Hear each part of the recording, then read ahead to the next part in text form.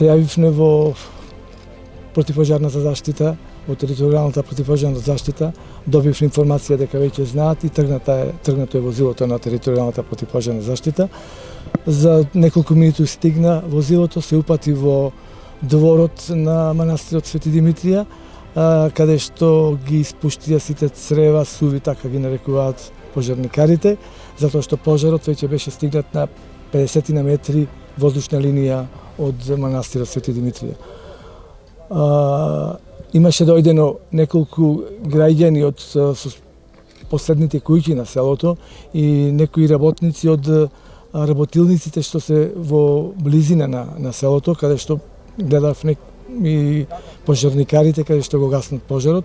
Одма побаравме воздушна поддршка, се јавивме во дирекцијата за спасување, исто така се јавивме директно кај министерот за внатрешни работи Оливер Спасевски, каде што ни одговорија за многу брзо дека ќе биде упатена воздушна поддршка. Тоа и се случи.